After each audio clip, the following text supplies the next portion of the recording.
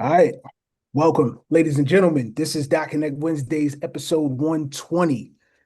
I'm gonna dive right in. I'm Champ Bobbitt. Tonight is about structure, not height. It's about math, not memes, ever with us. Tonight is about three dots most people haven't connected yet. We're going to break it down clearly and simply how XRP ETFs quietly change supply forever, why Citi and SWIFT just confirmed that global finance is moving on chain, and how the legalization of prediction markets, which was huge, right? That signals the birth of an entirely new financial system right here in the United States. Nothing here requires you to be technical. Nothing here relies on rumors. This is all about understanding how the plumbing works because whoever understands these pipes control the flow. And if you ever ask yourself, where are we really headed tonight, you'll get your answer. Let's connect these dots.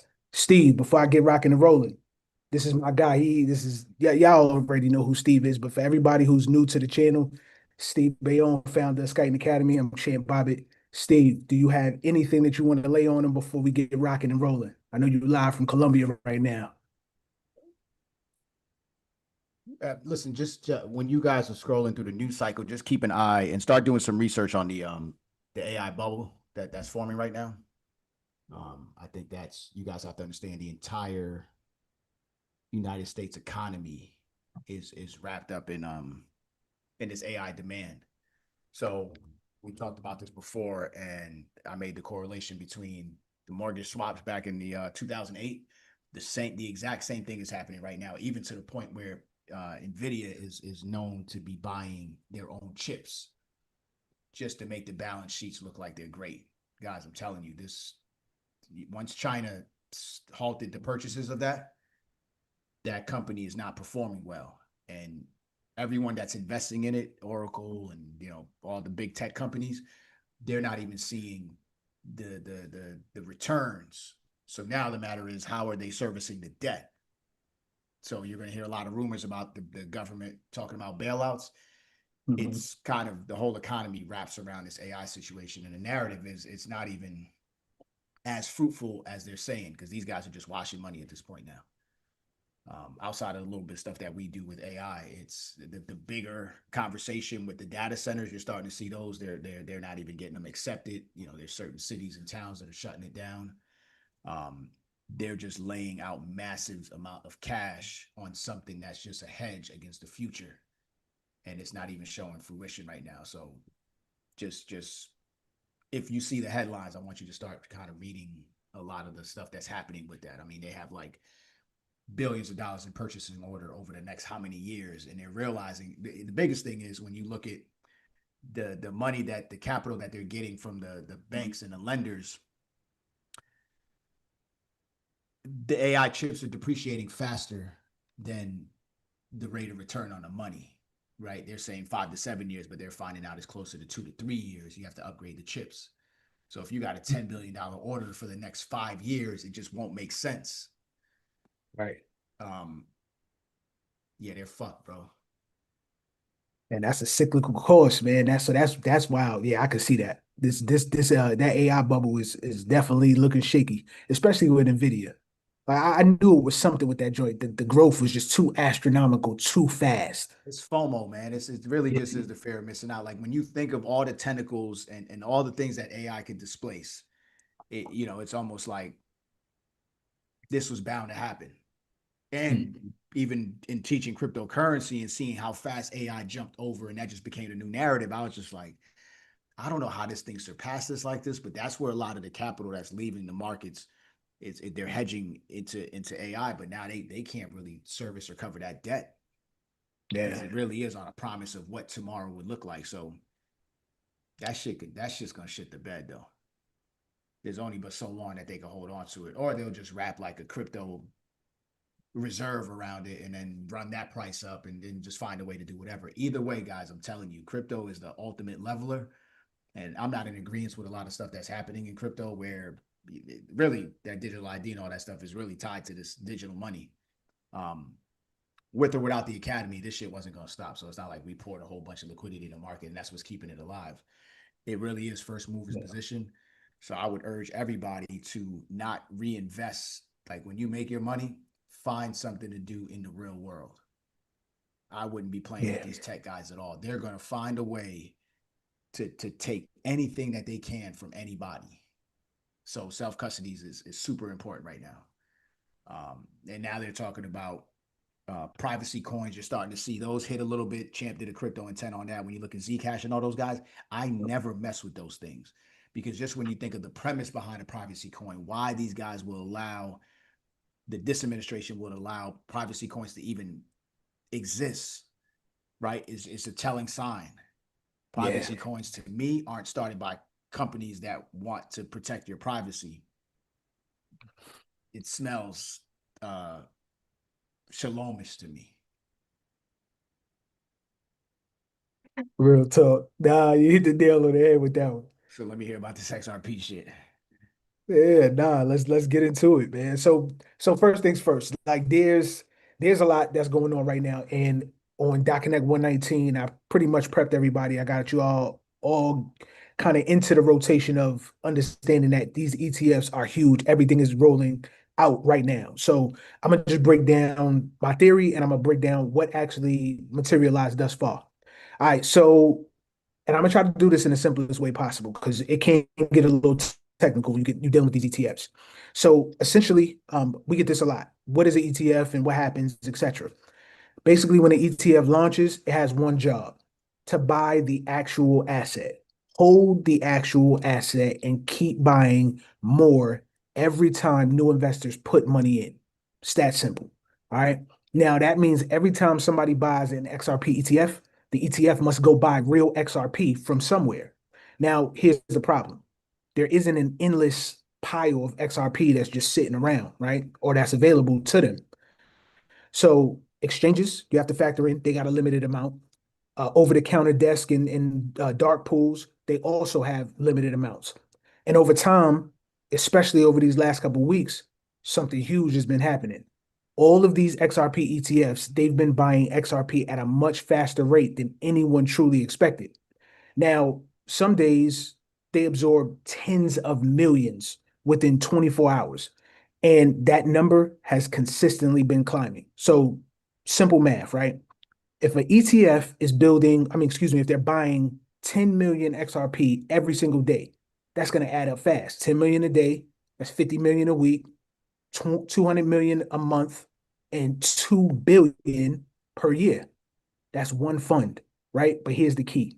We're not going to just have one fund, as you all see right now. We had 9 that are all unrolling in this tight window. Bitwise, Franklin Templeton, Grayscale, Canary, and the big players, they haven't even arrived yet. So think about what happens next. 10, 12, 15 different ETFs, right? All buying XRP every single day consistently. Even at that same 10 million per day metric, those numbers start to expand and explode differently. So now you're dealing with 150 million a day, right? That's 750 million a week, 3 billion per month, 36 billion per year, 72 billion every 2 years. And that's just simple beginner friendly truth, right? Now, XRP doesn't have enough supply to even handle that. So definitely not at these current prices, right? Not at current liquidity, not at a bunch of these institutions. So this is what happens, and it is called a supply shock. A supply shock basically happens when demand surges, right? It increases, the supply is limited, and the buyers are forced to compete at whatever's left. And the price, it must rise to slow the buying, period. That's what you call a perfect storm. Now, I want y'all to put this in a perspective. It's 15 funds right now that's just straight XRP. 11 of them still have yet to launch. Imagine 15 people all trying to buy the last 2 slices of pizza in a box. Think about it. Demand is super high. The price gotta go up fast. So only 2 slices left. We already seen early hints of this, right? Over the counter supply getting drained, dark pools running low, all the exchanges are starting to run thin. I actually started going through looking at what certain exchanges had available. They're all getting ran through at rapid pace. And then you got certain isolated exchanges, they're already printing huge spikes when the liquidity dries up. Now, none of that is an accident. Those are all previews of what happens when buying essentially overwhelms the supply. Now, the final piece, right? And this is for all the beginners, y'all can easily understand this. ETFs do not stop buying ever. As long as people are investing, the funds must keep purchasing the said asset. All of these ETFs are all XRP spot ETFs. So they're not trading it, they're not flipping it, no short-term speculation. They're just buying and holding day after day, year after year, week after week, right? That's a different type of demand than we ever experienced, right? And Steve and I have both been here since 2015. We've never seen this type of institutional buy-in ever. This is new. Now we're talking about consistent, automatic, institutional buy-in.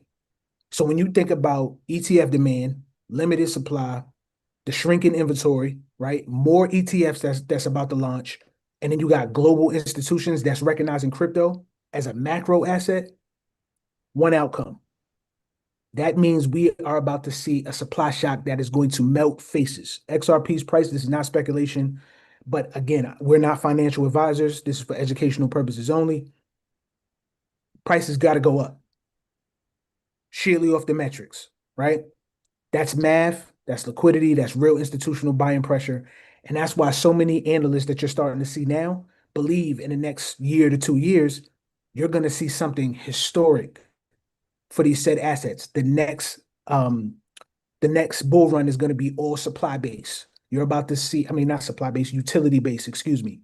That means all the projects that you're starting to see that actually have real use cases, they actually do stuff. Those are going to be the ones that you start to see demand rise for. And it's because we've never had institutional buy-in like this ever before. So with these ETFs, you're about to see even more. And I only use this XRP example because this is hot on topic and they're live right now. So with you seeing the XRP spot ETFs, they're all outpacing what all of the ETFs did for Bitcoin. You're already seeing them outpace what they did for Solana. You're already seeing some of them outpace Ethereum. So now when you start to see new ETFs that's emerging, they're going to be new baskets and it's going to be certain projects. Most of those are now going to be utility based. They're not just handpicking random meme coins and basing ETFs around them. That's not what they do. That's not what institutions do. Institutional money, it has a different type of focus before they start to give their money to it. Of course, they have to identify what the people want, which is their customers. But if the customers want a meme coin, they would go into a regular exchange or Solana blockchain somewhere and buy whatever they wanted to buy, right? Or ETH. But that's not what they do. All right. So just understand that this is an unprecedented moment that we've never had before.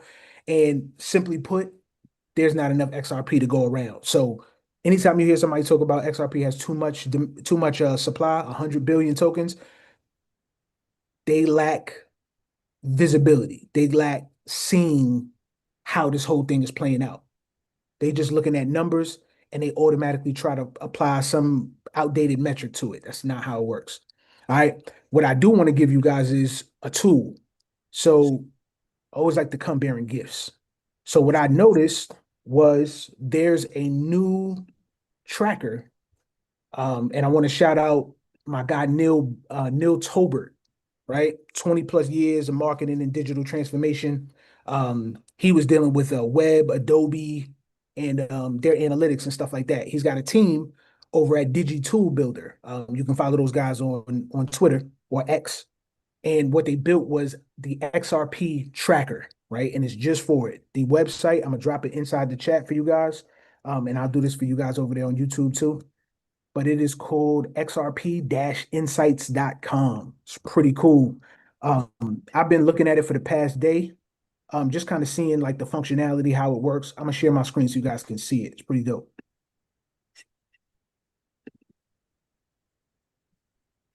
All right. Steve, give me a thumbs up if you can see this. All right, my guy. So what you guys are looking at, and I'm not going to waste too much time. You guys will have the link. You can explore it on your own. But essentially what this is, it's showing you all of the ETFs that are live at the present moment. It's 5 of them right now. You see the current price. So that means they have an Oracle built in. Oracles basically tell you the price of something in real time, right? It's just an API plugin that tells you what a price is. Same thing you would see at CoinMarketCap or CoinGecko. it tells you the total value of assets under management and the amount of XRP that's currently locked. Now, what I did notice, this will tell you by fund, and they already set a goal down here at the bottom. It tells you who's the leader, and the goal is the target is 1 billion XRP assets under management, and that's tokens, right? Not price. You can see Canary was one of the smallest funds, but because they're leading right now, is because they were the first out the gate. Bitwise is quickly approaching. Bitwise had a huge first day, right? They just went live Monday or Tuesday. So they were looking amazing right now. And then Grayscale just launched. Franklin Templeton is going live. It went live Monday. So we got some big dogs that's entering the space, but all the big players, the Black Rocks, the Vanguard, State Streets, Fidelity, etc., they're all coming. Mark my words. You definitely know they're not going to miss out on this party. But this is a dope tracker, and I want you guys to truly kind of dig through this and just, use it. Use it as a good metric, a good reference. That way you guys can stay abreast of what's happening with whatever you guys chose to invest in, which is XRP. All right. Um, Steve, did you have something for this? I didn't know if you was about to say something. No, but they did have more inflow than Bitcoin, ETH, and Solana Absolutely. this week. And that's not even, all of them didn't even get approved yet. So that's a telling sign. I mean, a lot of stuff is pulled back anyway. Truth be told, word is there's certain people in the financial world that's trying to, JP Morgan Chase put shorts on MicroStrategy. MicroStrategy. Yeah. It's a telling sign that something's coming. But then you also there's going to be a war in regulation where, if Ripple gets a banking license, that could be the end of legacy banks. But here's the problem. Now you have a centralized company working with the government. That's true. That's true. And that's one of those things you can't. Just be grateful that we're in position to know what we know. But like when you look at the flip side to this shit, like even me just traveling from out the country, there was some biometrics I couldn't bypass on this trip. Like the only way I could have bypassed it if I would have went home. Wow. I'm telling you, and trust me, I'm not even that guy. Wow. So it's different this trip than the first one. The whole airport experience totally changed. When you hear like the warning, everything sounded like a warning. You better. That's all I kept hearing throughout the whole airport. Real Wow. ID. I'm like, yo, and then you see the signage everywhere. So now it's like they're giving you the warning. But let's just hit that flow, and then I'll pick back up on that again. Okay. But part of the connection point between that I cut in is we don't really want the rails to be super centralized, right? Okay. Because that's where they're going to have the most power, and this is Yeah. what these guys are looking to do right now. So honestly, I only see a handful of like financial institutions, or if the smaller guys would have to go through the larger financial institutions in order to sustain, or because they're not going to have the money to upgrade their systems, Yeah. to offer the basket of stuff that we know is coming, right? The ability to not only do your regular banking transactions, but to purchase assets at your bank, right? That are located in international waters and things like that. So there's a new day upon us, but the type of stuff that all these governments want to do, and it's going to be a whole lot easier to institute that stuff going out the country. I'm like, they were so like, it's the level of like, you can't, that was delivered to me that was scary. Like there's no customer service when they're talking to you wild like that. Like there's no way you're gonna get on this plane without looking at the camera. I'm like, yo, I wanted to just kick the shit and just go the fuck home. That's crazy. So the biometric retina is in full effect. Stuck. And then they'll tell you, like when you read it, and I'll share the message with you guys, but when you read it, it says that country is not holding your data, but it's like, so what are you checking at this point now? So the ladies that once used to check your boarding pass, Mm-hmm. I didn't even have to give a boarding pass. So where'd they get my data?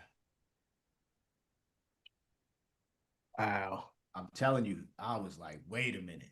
because before they were like scanning tickets and doing all that stuff.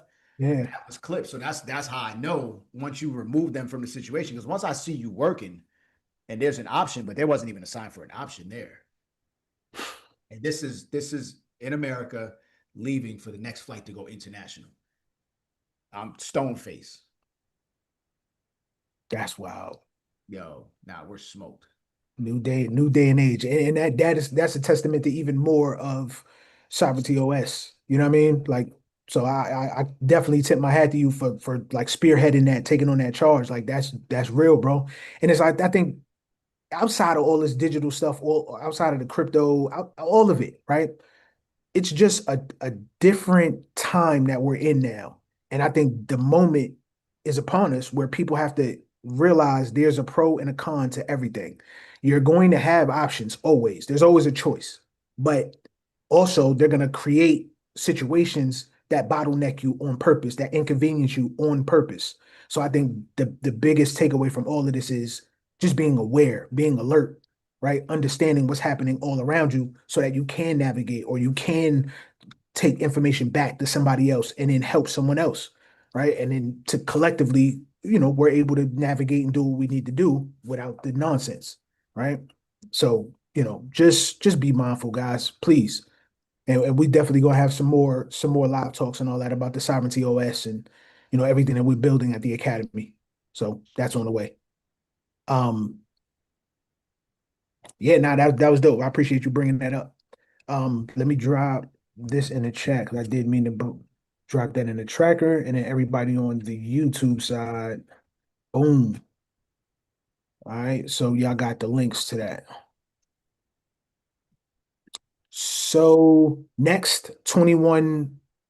This is an honorable mention. 21 shares. They got a spot. XRP ETF. The ticker is TOXR. Tango, Oscar, X-Ray, Romeo. They are set to launch either on the 28th or the 29th. I got conflicting information, but on their 21 Shares official Twitter page or X page, they just said XRP Army get ready. So they didn't specifically give the date, but it got pushed back. So it's either the 28th or the 29th, right? So it'll be this Friday or Saturday. All right. And then now some news that kind of hit home, and I want to connect some dots. This is dope because this is progressive. This is one of those things that I enjoy thoroughly. So Citibank and SWIFT, they literally just completed on-chain fiat to crypto settlement. All right. Once you kind of connect the dots, the trail points lead directly to Ripple. Y'all know how I am. This is not like hopium. This is not extra hype. Now, this is kind of speculative. You know what I mean? But I want y'all to follow me. Now, it's not a formal partnership whatsoever. It doesn't exist, right? And not because anyone announced anything, but this is just the infrastructure that Citi needs. It already exists in Ripple's ecosystem. They've already built everything masterfully from the ground up. All right. So this is reasonable speculation. So Citi and Swift, they completed fiat to crypto settlement trials using blockchain technology, right? That means traditional banks using traditional rails, they're now settling value across multiple chains all at the same time. This is what the future in banking looks like, right? They said they would resist this, but right now it's no more resisting. It's full on implementation. Now, to understand why I even mentioned Ripple in this news right here, you have to kind of look at what Ripple built and acquired over these past 2 years. Now, I know we covered this on another Dot Connect, but this isn't random expansion. This is why paying attention and being knowledgeable matters the most because it'll help you position yourself. All right, so this is what I call deliberate construction of the exact plumbing that global banks are going to require to operate this tokenized financial system. So Ripple has an institutional stack that is real-time global payment settlement through Ripple Payments. They got ODL, which is on-demand liquidity, and that uses XRP as the bridge asset to basically move value without pre-funding, right? It solves the problem of walled gardens, where it's just capital that's sitting at um, middle banks, and it's just money that's sitting there, it's idle, right? That's bad for business. It's poor for liquidity. Money has to move, has to flow. They have bank grade custody through Ripple Custody. They bought a prime brokerage, which is now called Ripple Prime. They've got OTC liquidity, clearing, margining, institutional design stablecoin with RLUSD, right? That's built for regulated dollar settlement. And then you got something that I don't agree with, but it's CBDC infrastructure, right? And that's designed solely for governments and central banks. Now, this isn't a retail ecosystem, but this is bank infrastructure. And these acquisitions, they all make this picture crystal clear. So May 2023, Ripple bought Medico, right? That's the crown jewel institutional digital asset custody. Now, the reason there's a correlation is back in 2022, a year before Ripple acquired them, Citi was actually selecting Medico before Ripple bought it, right? They're about custody. Citi is now trying to launch custody. So when they were looking at Medico and they kind of had a little bit of friction with Brad Garlinghouse and some of the accounts and things like that, Citi was the opposition. But with them looking at Medico, Ripple said, you know what? If you give us a problem because what we're trying to do is be fair and innovate, I'm going to buy the same players that you need for your business. That's strategic placement. Then a year later, 2024, Ripple bought Standard Custody, right? That's for the New York Trust Charter. That's for crypto custodians. That gave Ripple regulated custody capabilities inside the United States. And that's a 100% requirement for any serious bank that wants to be integrated with crypto. Then 2025 in April, they bought Hidden Road, which is again now Ripple Prime. That's a multi-asset prime brokerage and institutional liquidity play. That's huge. And they're connected to 300 plus institutions. Then I think it was August of 2025, Ripple bought Rail. That was the stablecoin settlement automation, virtual accounts, back office payment tools, and things like that. And that's for everything that treasury departments need to basically manage on-chain payments at scale. Then October of this year, Ripple bought G Treasury. That's the corporate treasury that moves trillions of dollars in annual flows. So now what that did was that embedded Ripple's technology into thousands of enterprise balance sheets. That was another huge institutional play. And in this month, they just bought, this was the top of the month, I think like the fifth. They bought Palisade. That's a wallet as a service platform that enable banks, governments, fintechs, and crypto exchanges basically to spin up secure wallets for their clients. So now you got custody, settlement, liquidity, treasury, wallet infrastructure. That's what I call a full build out for institutional crypto finance. Now, to connect that dot with Citi, Citi is factually right now looking for all of this and they're trying to build it. Their launch is supposed to be in about a month and 5 days, right? It's the top of 2026. Now, if they were already looking at Medico before Ripple bought them, and Citi never publicly like said anything about that relationship, but they were just looking to them. They're trying to build those custody services and it's going to need everything that Ripple already been creating since inception. Now, if Citi wants to be competitive in tokenized finance, Ripple already built all of those things in an operational stack. So you either directly or indirectly are going to need that same infrastructure that Ripple has, and Citi already knows this. So it doesn't mean that the partnership is guaranteed at all, right? But this is like plausible. No promises being made whatsoever. But Ripple's already positioned for that moment by basically acquiring every critical component that the banks need to safely, compliantly, and scale all on chain. So the financial system is basically moving on chain and it's in stages. This is not a headline. You guys have been with us for 120 episodes. We've been covering this thing point by point, right? That's the dot connect. It's all happening. Ripple already has it ready. So it's plausible to say Citi is going to need Ripple's tech along with all the rest of the banks. Anybody who's trying to build something, you're going to need something that's going to help move that value. So you're not just on an island by yourself with your stablecoin and nobody else is able to use it or even connect from a different bank or another blockchain. All right. Now, Steve, did you have anything you want to add to that? Mm-mm. That's I good. bet. All right. Now, here's one of those things. So I covered this. I don't remember what Doc Connect it was, but it's probably within the last 4 or 5 Doc Connects, right? This is huge. I barely touched on it, but this is one of the most important financial moments of this decade. Prediction markets literally just got legalized here in the United States. Not in the gray zone, not overseas, not behind a VPN. This is legal, regulated, and approved by the CFTC. So this is the same regulator that oversees trillions of dollars in commodities, futures, and derivatives.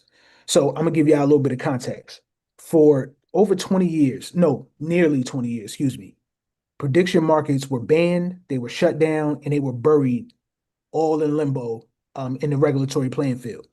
Now, every single attempt to operate here in the United States, it was always hit with some sort of enforcement. Like universities, I think it was Iowa, they had a prediction market. They had a strict academic limitation. But now, like out of nowhere, it took 4 months. The CFTC finally approved Polymarket to operate as a fully legal US predictions exchange. And that approval process normally takes years, like of lobbying, legal battles, millions of dollars in compliance, a lot, right? But Polymarket finally got it done. And again, it happened in 4 months. Now, the But it's reason another that it's another gambling app. Absolutely. So, and it's wild because now you're starting to see that this is another way that they're going to integrate cryptocurrency with probability, right? With betting. Now they're trying to basically turn everything into a casino. And what do casinos focus on? Money moving, money acquiring. So really, when you look at this, it's like this is big on data. Yeah, it's cool. It's about price discovery and risk markets and all those things. But it's just another place for them to kind of implement themselves, where governments always got that connection piece, and they're just going to let people do what they do. They're going to let them bet and do whatever they need to do. But there's a domino effect that's associated with this. I'm gonna tell you why. So 4 things. Everybody here in the US, all the Americans, we can now legally trade politics, sports, tech events, economics, world events, etc. Then you got your brokerages and your trading apps like Robinhood, Coinbase, even TD Ameritrade, which was kind of surprising to me. They can integrate into these markets the same way they integrated into crypto and options. And then now, like I told you at the top of the call, we never had institutions on Wall Street like this. So now you got hedge funds that can put real money, right, into these prediction markets. The banks can build structured products around probabilities. So a lot of the liquidity providers, they can now earn a yield on market making. And then you got regulatory clarity. Once the CFTC says yes, like capital follows always. Talent follows, innovation follows, mainstream media is eventually going to follow. They're forced to. And then at the end of the day, a new asset class is just born, right? And just a tiny percent of the country knows that this even exists. So I'm gonna tell you why this is historic, essentially. So I went back into history.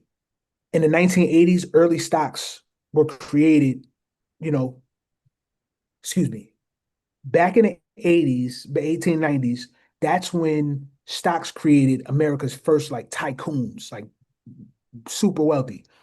From '09 to 13, then you had early Bitcoin investors that created the first crypto millionaires. Then in 2020 to 2021, that was quickly lived, short lived, but NFTs and meme coins, they created overnight wealth, right? So a bunch of millionaires all came from that. And then 2024 to 2025, you have real world assets and stable coins. Right now, they're creating the next wave. So now that we're here in 2025, you see this happening early, right? This is representing an entirely new category, not just crypto, not Forex, not options, not stocks, none of that. Prediction probability markets. And you get to price the future in real time. Now, again, all this stuff is going to be risky. I'm not a gambler. I don't know if you guys are, but I know we don't teach that to our members. We don't teach that to our students. But this industry in itself presents an opportunity, right? So this is why I kind of wanted to touch on this, right? Things are going to happen, right? Prediction markets are inefficient, they're mispriced, It's driven by emotion most of the time, right? Underfunded, unbalanced, wide spreads, low liquidity, right? And a lot of the retail don't really understand those things, but the institutions are coming. So when they come, that's the sweet spot, right? This is the moment before the wave. So you know something before it's about to happen. Every major asset class starts with a period of chaos. Early Bitcoin, chaos. Early Ethereum, chaos. DeFi, chaos. NFTs, chaos, right? So all these things were happening, but in the chaos, asymmetric opportunities live, right? People who learn the industry now before Wall Street gets to it, you got probably a 1 to 2 year head start before it becomes a multi-billion-dollar market. And that window is relatively small. So once the liquidity comes in, that's when all the inefficiencies disappear because then you start bringing in new products, new companies, and they streamline the process. But once they streamline things, they find a way to kind of manipulate it and keep you out. So that's just one of those things. Um, I feel honestly, again, I'm not a gambler whatsoever. Now, prediction markets, they sit at an intersection of crypto, AI, data, politics, trading, finance, macro outcomes, social behavior, etc. Now, when you combine all those things, you get something that nobody ever experienced before.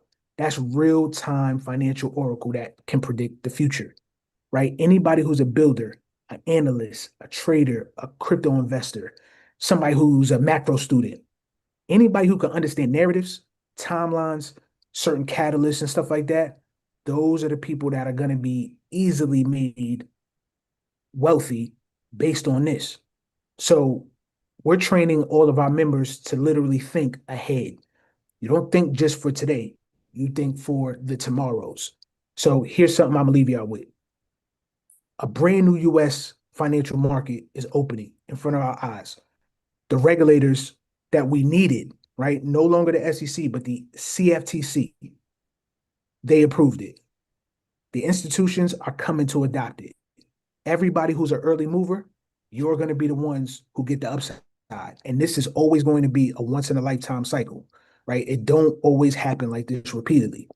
So now that you have the information, if you want to be early, this is the time where you literally just got to be fully immersed, get your knowledge up, and you lean in. All right. Um, yeah, that's pretty much what I wanted to touch on. Nah, Um, bro. I'm gonna shit on this one. Go ahead, rock out. Nothing away from you. You killed that, but I'm gonna shit on this one. Yeah, for sure, for sure. I'm fucking tired of these white dudes, man. Understand this, right? So think about the narrative that's happening right now in the news cycle. The NBA gambling, right? Nothing but black males, right? It's supposed to be this whole Italian mob situation, and all you see is black males getting crucified right now, right? This is for this having Mhm. a game of poker. Now all of a sudden they're poking around. Now they got the NBA refs. Now it's like, oh, the games are being affected. So when you just look at the market since the pandemic, it went from stock options to forex to online gambling, right? Now just think Yeah, about it. This is a matter of like these white boys just doing whatever the fuck they want with a stroke of a pen. Now you look at here's another industry that's under attack right now. THC, CBD, right? There's laws on the books right now. Where do you hmm think all that money goes? So what they do, and this is classic shit that they've been doing ever since prohibition, right? You allow for shit to happen. You come in, you put a narrative around it, and then you shift it and make it legal. So that's how many true. of my guys are stuck in a box right now because of drugs that they sold or whoever, and now they're not coming home, but somehow you got a bunch of white hippies in Oregon and Portland and all these weird places selling weed. Who the fuck built the market? And it's legalized. Yeah. Who built the market? So now you discredit the NBA. Cool, I don't care. Whatever. Right? You discredit THC, you discredit CBD, and then you wrap an institutional product around the shit, and then you control it. The same shit with water. The same way I wanted to make money off of fucking digitizing water. Listen, in order for it to even create money, in order for somebody to even become a millionaire in this space, somebody has to lose. And it's not even the people that are speculating. I don't feel bad about them. It's the people that actually do need the access to the shit that are losing. So price can't create any price stability, can't create any value. Who the fuck do you think loses every single time in this shit? This shit ain't about education. Shit got me hot, man. I fucking come out here. The last time we made our purchase, we were getting about for every $1, we were getting $4,500 peso. Today, I just went to exchange money. They gave me $3,400. I don't think you guys realize the game that these guys are playing right now. Okay, so you discredit the NBA. How much money do you think is going to move into the predictive market instantly overnight? Who wants to gamble in a market that already is deemed fixed? Don't be Fixed, yeah. fucking dumb, man. I'm telling you, these white boys are wicked with it. Then they're going to charge us for air. And then they're going to say, oh, there's a shortage on air. And then they're going to win. Then they're going to put a short on top of it. And they say, oh, no, air is great. And then this is what they're going to do every fucking day. And because it's tokenized, they get to do it 24/7, instant settlement, permissionless. Yeah. Yep. No downtime. Absolutely. That's I don't wild. think you guys realize the treachery that's about to be caused by this situation right here. Yeah, we're on the right side of it. Yeah, we'll invest in the blockchains that are tokenizing everybody else's demise.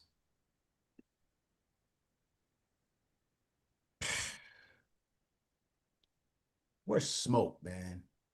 We are absolutely smoked. And then when you watch what burns me the most is when you start to understand who these guys are and their fucking propensities, just their personal propensities, man.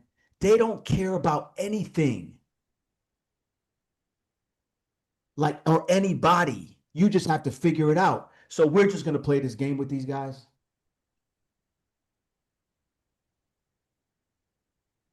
Predictive gambling, like elections, it's already fixed.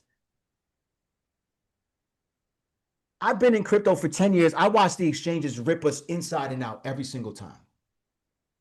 Inside and out every single time. You have an entire market that's on chain that tells you how much longs to shorts, and then you watch every week hundreds of millions of dollars being liquidated right now. Who the fuck is on the receiving and the opposite end of that win? And we sitting here, we waiting for like long-term price action. And every day, Barron Trump is making $30 million. Like, what? The entire shit is a rigged game. The only thing that's real is anything that we create that is tangible. So you make the money. What do you do next? You put it back into the market again. Like 1% of traders are even profitable in a year when you think about it. So this is the game that we're about to play.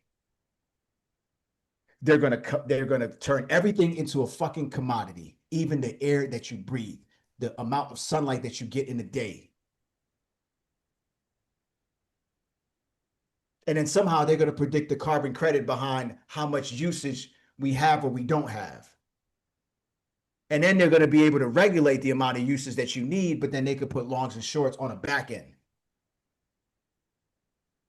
But you can't eat every day. And when I say you, I'm not talking about the people in this group. We'll probably be in a better position than most of the common folks, but we'll only be able to make this money off of somebody losing.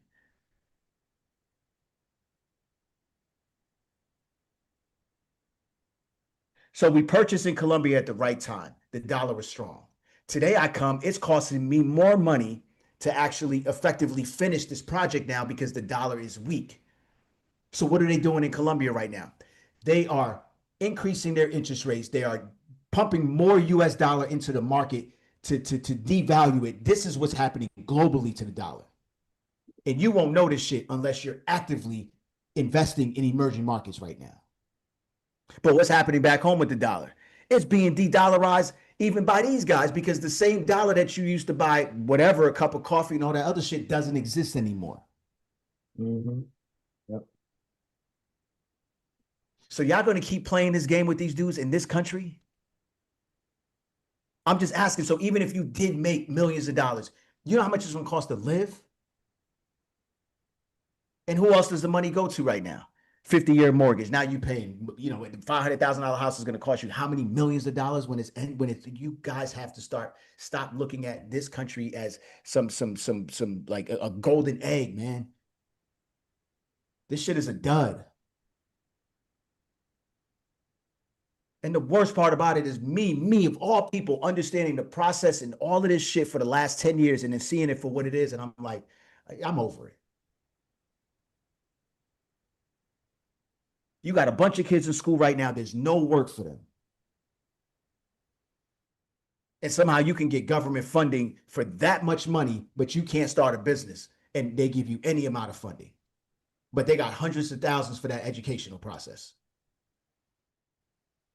Drop one in the chat if you're still paying on student loans or you deferring them. When the fuck you think you're going to pay that off? So now they're doing, what's that word? They're declassifying certain majors and shit like that. And think about it. It's everything that black people are tied to. Yep. I think they're singing. Yeah. It's everything that black people are tied to. Yeah, it's wild. So where's the value of that? A nurse really in the next 3 years is going to be worth about $7 an hour. So it's going to be all fucking robots. Yo, get up out of these guys' systems right now. I'm telling you. We were just talking earlier about this shit. We are going to have to go back to farming and agriculture and just taking shit back to the essence. That's it. Because this make-believe game that these dudes are playing, I hate it. I hate it to the core. Like that debt trap, the amount of people I speak to that moved internationally and the stuff that's holding people back is the amount of debt that you have. Do you know that you still have to pay taxes even if you live out the country? Like denouncing citizenship is the only thing. It's the only option right now for me. That's it. And then just come as a visitor. Predictive markets? Come on, bro. And it's great that you bought the shit up for whoever wants to play the fucking game. But yo, look behind the veil and start to see like how many people are suffering right now. And then just look at how many more billionaires are being minted every single day. I ain't on that side of the fence. No, I don't know where y'all at with this shit, but we talking about this. It's like predictive marketing. It's a sham. It's a scam.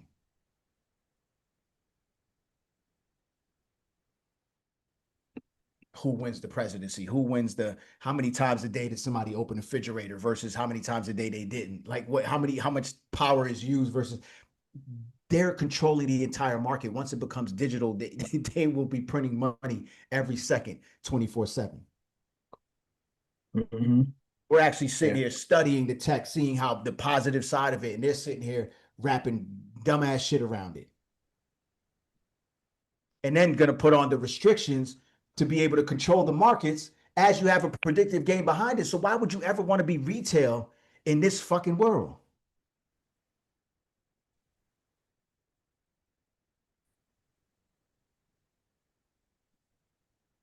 Shit got me hot, man. It's so fucking dumb. Like, listen, as much as I want them to like bring this country down to its knees, it's like, yo, it's so many people that are gonna have to pay for it that don't even deserve it. So when I did that post on Haiti, it's like, yo, we're still paying for some shit that our ancestors didn't even fucking sign up for. You know, it'd be one thing if I like killed your lineage and then you just kind of coming back for some shit, but that wasn't even the case. Like people just fought for their freedom, and then not to this day, they still get wrapped up in this shit. And they have no clue because no one is studying macro or micro, nothing. No one's studying it. So now that we have the option to understand and consume information, the first thing that we use the information for is to do what? Make more money. And start to realize that, wait, where's the money coming from?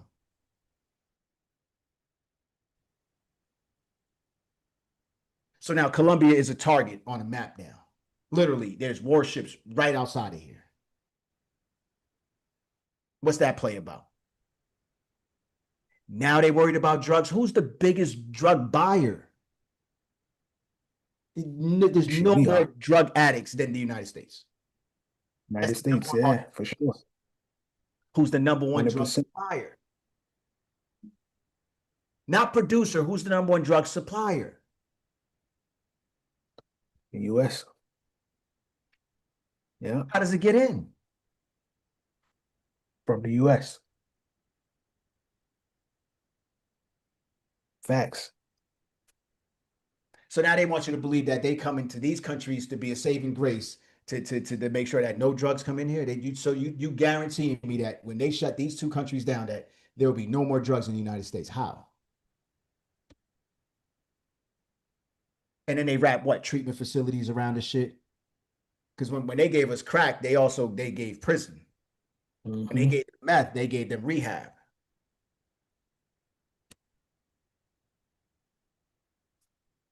So we're just gonna gamble on that too, right?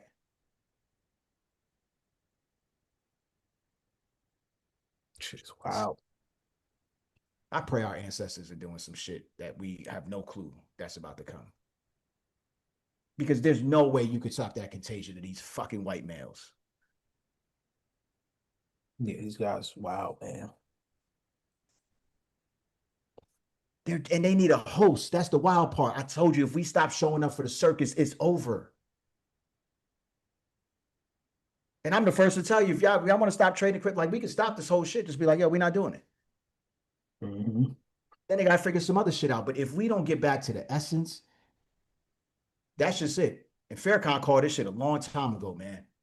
When you look back at the Great Depression and all this other stuff, it really food is like it shouldn't even be like that much of a cost on it when you think about it.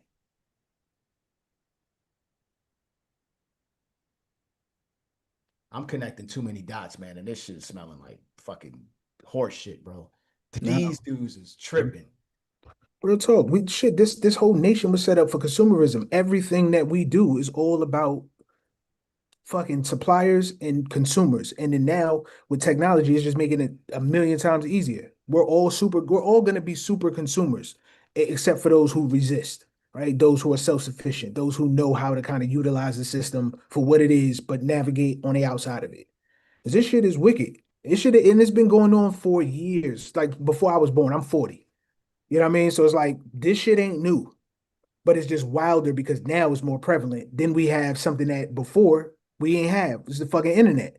So now you see everything in real time instantly. Some shit going on in Haiti, you hear about it, right? Something going on in Guatemala, you hear about it here in the States. Everything is happening so fast, and it's like, yo, that shit is even that part is poisoning. That's damaging to us too. It's like, yo, that's why I don't watch the news. It's like you never the craziest shit ever is every time you sit and watch the news, you never leave your chair feeling filled. It's always like a fear. It's always like a scripted, calculated poisoning every time. I stopped watching the news years ago. It's like if it wasn't for social media, I promise I wouldn't know what was going on around the world. Yeah, but that's not a good thing either, It's right? wild. So it's a matter of it just it tells a narrative and a story, and there's another side to it. Yeah, I agree. My issue is the fact that they're going to we talk about tokenizing everything. They're wrapping a whole market around pain.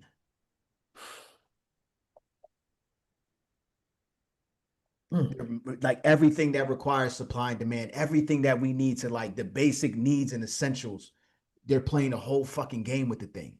yeah, for sure. I literally just exchanged money. They gave me 3,400 pesos for every $100. I have no power out here now. But the upside to it is when I start to collect money in peso now, right? It strengthens their economy. So that's why I tell you when you get into emerging markets, it only makes sense to de-dollarize because now you go from the first being the third, and the third being the first. I'm seeing it firsthand right now, but I'm caught up in the pain. Yeah, If I that's true. knew this, I would have just got all my money over here right now. I would have been golden. And then the minute that it goes up, then you know what you do? You just convert out and then you bring more money back into the United States. This is what they do all day that we're unaware of. So if there's any game you want to play, it's becoming borderless now, right? Just taking advantage of a market cycle, Yeah, currency not exchange. really so much people. Yeah. That dollar ain't worth shit. I'm like, yo, you got to be kidding me. I was like eating like a king. I feel the difference now. I got to reevaluate like how much shit I'm gonna be doing on this leg of the trip. Yo, I tell you no lie, I was probably getting a massage like 2 times a week minimum and getting my feet and nails done. And I don't even do that back home. Right. I remember you was telling us that. Still better than back home. Yeah. You understand? So now it's a matter of like, all right, the needs and the wants. You know what I'm saying? I'll get all my medical stuff done. That's good. That gives you a good baseline of how they do things different. That's a whole nother dot connect. When I start to tell you guys about the shit I found out about the medical system and then how you compare it to America and everything I'm doing on the holistic side, like if we don't get back to the essence and start figuring out like what our old people used to do, we are going to be smoked out here. Cook. Yeah. I'm telling you, everything they telling us is a falsehood. Every stat that's on paper, none of it is true. And you think about it, that's why I'm putting that book out. That book cannot be changed. You understand? Everything digital could be like instantly. That's Yeah. what Bill Gates and these guys are going for. So when you see Sam Altman and these dudes and they on hands and knees, doing whatever they doing with their knee pads on, like this is what these guys are building. They're building systems that could literally rewrite everything that touches the internet.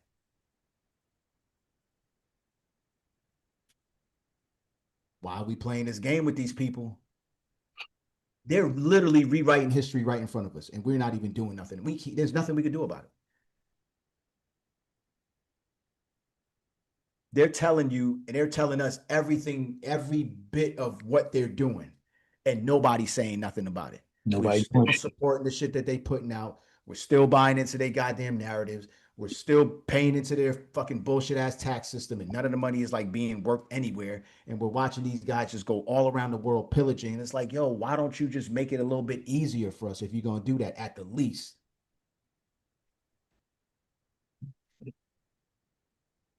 So all these countries got free healthcare, free medical, Israel, and then we just sitting here and we just trying to figure things out. Yep. And now they're now we have to pay for whatever the fuck they're funding, but we get to vote on it. We get to make money on who wins the election. I don't even vote. I'm not even that informed, Straight up. and the shit don't even matter to me. So who's gonna really be making the money? That's my question. Mm. Some thought I provoking. never thought I'd be saying I'd be denouncing my U.S. citizenship, but I'm telling you, man, it makes no sense. I'm telling guys, some of the wealthiest people in the world that are Americans do not have American citizenship. Mm-hmm. Yep.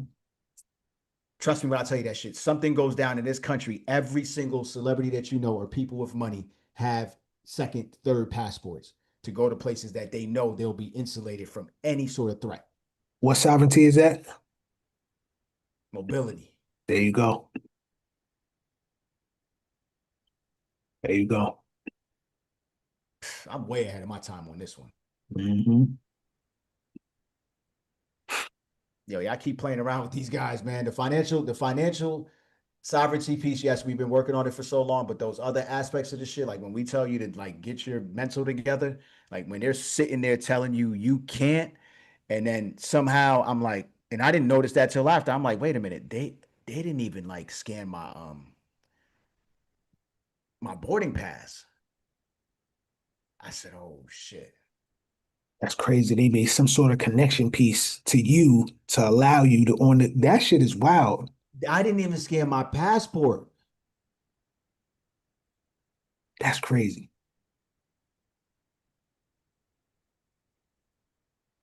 It's here. Golly. And what do you do the day of? They say no memo went out to say this is what's happening or are you okay with it or like it literally I went from like having the option one time and they were pretty strong on it the last time I was there. No, Yeah. you can't. And I sat back. I got right out the line and I just kept watching. I watched one sheep after another get like it's like a slaughtering house. Mm. Then I seen her like scanning stuff and I'm like, but you're scanning. I looked right away at the camera. I'm like, yo, scan my shit. And now they were there, but they weren't touching anything. So at that point now it's like, oh shit.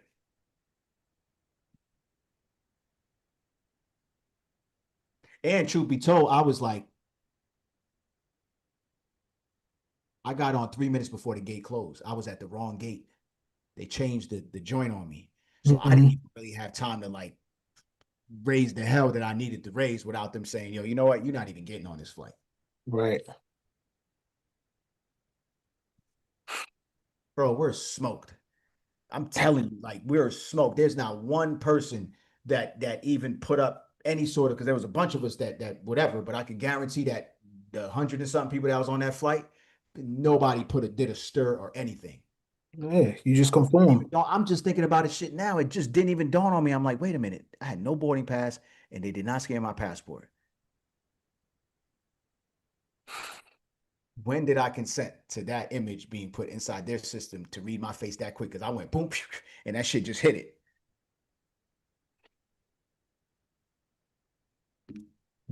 Yo, it's time for PJs and all that, man. I'm telling you, that's the only way. You take that money and we start buying. I keep telling you, infrastructure. You start owning your own plane. That's an infrastructure. You own your own boats, infrastructure. You own Mhm. your own land, infrastructure. You own power grids, infrastructure. Yep, food sources and all that. Yeah, Infrastructure. water sources. Infrastructure. Absolutely. Absolutely. But they playing, they want to block the sun. Think about that. The thing that gives life. No such thing as global warming. No, they just fucking with us. Yes, there's a lot of shit that we need to be doing, but they're doing too much. Hmm. Like my wife said, all this stuff is not supposed to be dug up out the ground and not being put back in. Like these things can't be like they don't grow back again. This ain't a root. It's a mineral. It's a So, reason why it's deep in the core. yep,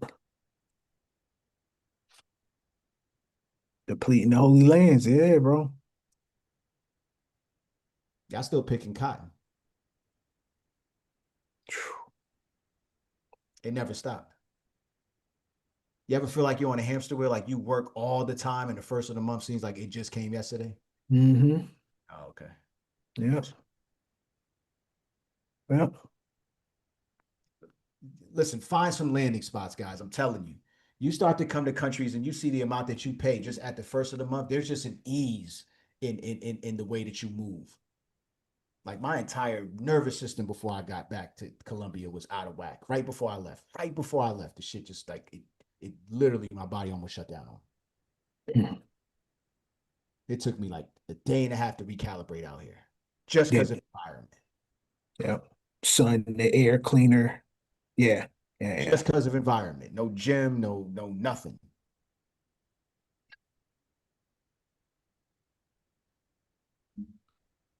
But you live because that's convenient for your job.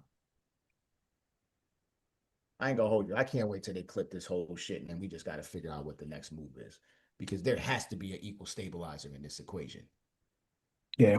for some people, not all. Yeah. Real ID, you may be denied access through the checkpoint, subject to additional security measures or experience extended delays if you do not have a real ID or other acceptable forms of ID beginning May 7th, 2025. It started already. That's the first sign. Mind you, every 10 minutes there's something going off in the airport about it. It just sounds like social conditioning. I'm like, yo, I just heard this message already. Why they keep repeating it? As you approach the E gate, they're calling it an E gate now, or camera, your photograph, your photo will be taken and provided to U.S. Customs and Border Patrol or protection. They're called the CBP. CBP will compare that photograph to images associated with your passport and other travel documents on prior border inspections. That agency will delete the photo of U.S. citizens connected through or collected through this process within 12 hours. For certain non-U.S. citizens, the picture may be, where we go, retained, and I just had to zoom in on this, it was far away, may be retained and secured by the Department of Homeland Security, DHS systems, HS. Yeah. as a biometric confirmation. This is non-citizens now. We ain't citizens, none of us are. So we're all going through that. confirmation of departure from the United States as required by law. And then they got this big ass law code, bro. It's like, wow, the amount of numbers and characters. It looks like a privacy key. All CBP partners, such as airports, air carriers, their systems, integrators, and or vendors would immediately delete any photos taken during this process. These entities will not retain any photographs taken during boarding for any purpose and are the subject of DHS compliance and audits. If you do not wish to have your picture taken, please see the gate agent or the officer to request an alternative procedure for identity verification and or biometric confirmation of departure from the United States. I had no time. And that's on purpose. I had no time. When I get back, they're smoked. And just to be clear, they already got the information that they need. So when they talk about the images not being held, right, of US citizens, get your status corrected. That's all I'm gonna tell y'all. Get your status corrected. What a shit show. So for the lady to sit there and completely lie to me, I just had no time. I'd have flipped it upside down. And this is on the American side now. Talking to you, not even looking at you.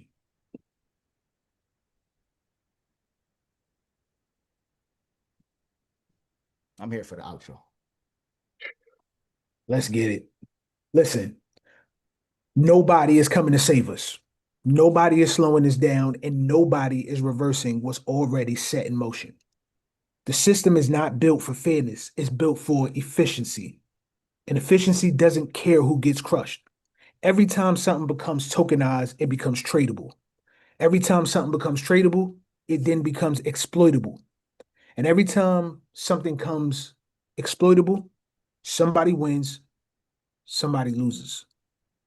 You can't sit on the sidelines anymore and hope this shit just passes us by.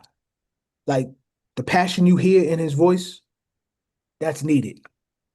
Because you can't just pretend this is part of the crypto cycle or just another chapter in life. You can't afford to play checkers while the game is being run in chess and quantum chess at that. Like, this is about pattern recognition. They don't warn you when scarcity is coming. They don't announce when the rules change. They don't care who didn't get the memo. They just move. They just do.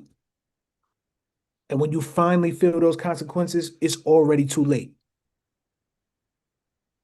So we do the only thing that has ever worked. Learn the system, own the rails, position ourselves. Not where this shit collapses, not where they give us permission, because we don't wait for that. And we don't play victim to a machine that's never had a conscience whatsoever. It's the time now to adapt, to build, and essentially just move with intention. Everything that we are presenting to you all right now is coming from the truest place of our cause. Because the future isn't being debated. It's being deployed right now. And whether you all realize it or not, you're already in the game. So I got one question. You don't have to answer this. Just sit with this. Are you positioned to survive it or benefit from it? Or are you just going to let this shit impact you? That's Connect 120. Listen, get the sovereign individual. We got 2 weeks to complete it. We have 3 more connects before the end of the year. The 2nd, the 9th, and December 16th. After that, we're off on the 23rd. We're off on the, the 10th, the 3rd, the 10th, the 17th. Then we're off on the 24th. And then we're off on the 31st. So we have 3 more connects. Matter of fact, let's make that for our final one on the 17th of December. Sovereign individual. Get that, and we're going to break it down. And then on top of that, I should be done damn near with the workbook. And then we're going to start to have actionable steps Let's and get ways it. that we're gonna survive this situation. Because I'm telling you guys, and I'm not even a guy for it, and I fell for it. No, that's real. Now let's get to it. Sovereign individual, guys. I'm gonna mark that. And that's 10 days before your born day. It's not even to celebrate, man. Man, nah, man, fuck that. We celebrating life, man. You see all this fuckery going on with these dudes, man. Shit. Not time for that.